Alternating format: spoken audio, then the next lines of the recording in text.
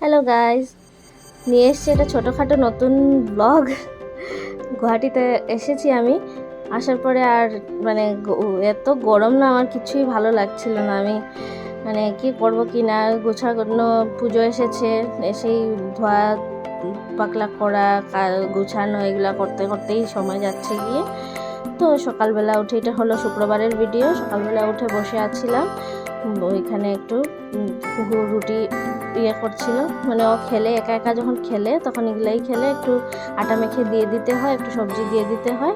তো এইভাবে এই রুটিটা পুরো ও বেলেছে, এখন এটাকে সেঁকছে তাওয়ার মধ্যে। তারপরে একটু সবজি টবজি কাটে, খুব সুন্দর করে আমি দেখাবো কখনো, ভিডিও করে রাখি যদি। তো এইভাবে ও এখানে রুটিটা বেলে তারপর সেঁকছে, আর আমরা বসে বসে সবাই দেখছিলাম। যেহেতু অনেক গরম, কি করব, সকালে উঠেই সারাদিন এরকম লেদ খেতে থাকি 11টা অবধি, তারপর আস্তে ধীরে যা করার করি।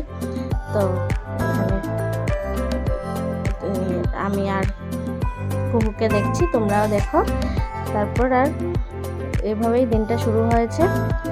আর এখানে তারপর একটু গরম লেগেছে অনেক বেশি, তো দুপুরবেলা ভাবলাম একটু কোল্ড ড্রিঙ্কস খাওয়া যাক। তো এই যে এখানে আমরা একটু কোল্ড ড্রিঙ্কস খেয়ে নিচ্ছি সবাই মিলে। আর এই যে কিষান, ওকে আমি দেখা নাই তাই একটু ওকেও দেখিয়ে দিয়েছি। মুখ দেখাইনি, খারাপ পেয়ে যেতে পারে ভিডিওতে দেখলে, তাই বিকালবেলা চলে গেছিলাম একটু পার্লারে। দুর্গাপূজা এসে গেছে, আমি টাইমও পাইনি এবার এসে কিছু করার, তাই একটু তাড়াহুড়োর মধ্যে যা পেরেছি গিয়ে পরে এসেছি। কুকুরও একটু শরীরটা খারাপ হয়ে গেছে, এসে পরে একটু জ্বর হয়ে গেছিলো, পেটটা গরম হয়ে। তো ওই তাড়াহুড়োর মধ্যে গিয়ে একটু পার্লার থেকে এসেছি চুল টুল কেটে। আর কিছু করতে পারিনি এবার, আর আমার সময়ও হয় নাই, আর সব ভেজালের মধ্যে পড়ে গেছি। এই যে খুবই বসে আছে, জ্বরের ওষুধ খাইয়ে আমি নিয়ে গেছিলাম ওকে।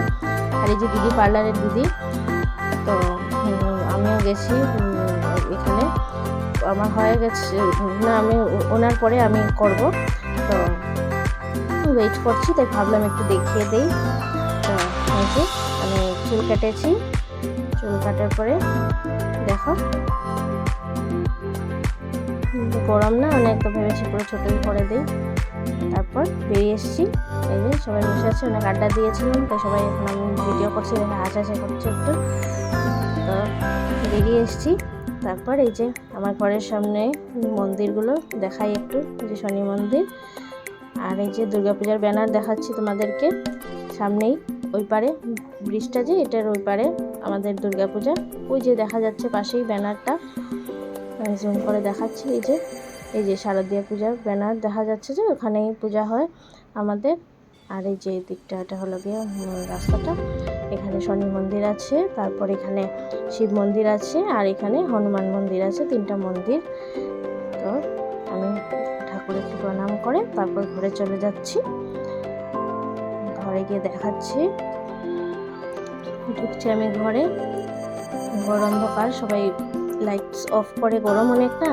এখানে খেলা দেখছে, এশিয়া কাপ চলছে, খেলা দেখা চলছে, আমিও দেখবো একটু পরে। এসেছি এখন ঘরে, ঢুকছি। আমার মেয়ে কোথায়? সারা ঘর অন্ধকার, যেহেতু আমার মেয়ে হয়তো ঘরে নেই। হ্যাঁ, নেই আমার মেয়ে ঘরে, হয়তো মাম্মামের সাথে কোথাও গেছে। তাই আমি ভাবলাম একটু বাইরের পরিবেশটা দেখাই তোমাদেরকে। দুর্গাপূজা ওপারে দোকান টোকানে দেখো, কাপড়ের দোকান টোকান এখন তুলনামূলকভাবে কমই আছে মানুষ, অনেক ছিল সন্ধ্যার সময়। এটা রাত্রিবেলা 8টা-9টার সময় ভিডিও দেখাচ্ছি আমি, সন্ধ্যার সময় অনেক ছিল, এখন একটু কমেছে।